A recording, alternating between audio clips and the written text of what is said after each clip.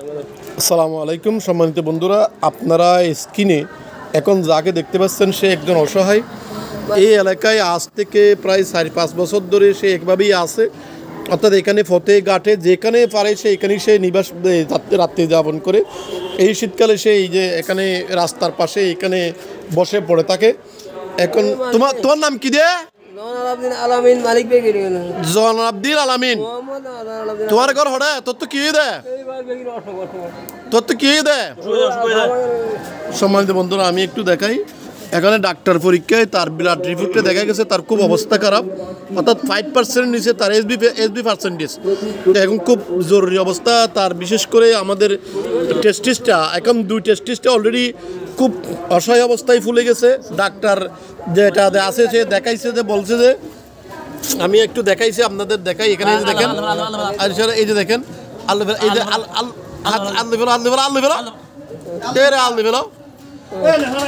এই যে দেখেন, আমি তার ইয়াতে দেখাচ্ছি, দেখেন অর্থাৎ তার খুব অবস্থা খারাপ। তার হাড়েরও একটা ব্লক দেখা গেছে।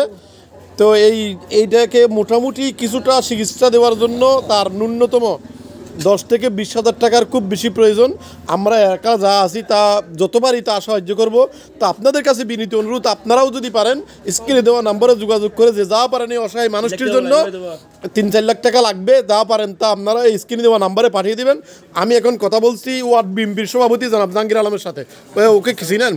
হ্যাঁ চিনি, উনি দীর্ঘদিন ধরে এখানে আছে, প্রায় 5-6 বছর ধরে। মোহাম্মদ জয়নুল আবদিন, এমনি আমরা আলামিন হিসেবে চিনি ওনাকে। উনি আসলে লোক খারাপ না, ভালো। উনি যত্র যেখানে পারে সেখানে রাত্রি যাপন করে। কেউ কিছু দিলে খায়, না হলে খুঁজে নেয় 10 টাকা 20 টাকা, এভাবে বেশি টাকা দিলেও নেয় না। আসলে তো ভালো, হঠাৎ করে অসুস্থ মুমূর্ষ অবস্থায় হয়ে গেছে। হাড়ে নাকি ব্লক ধরা আছে।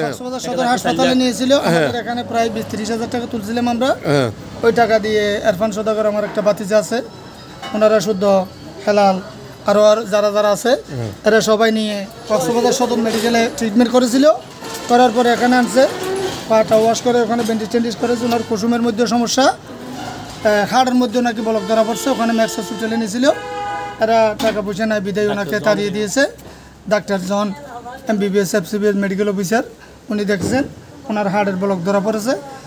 হ্যাঁ, আপনারা যতটুকু পারেন আর্থিকভাবে সহযোগিতা করেন।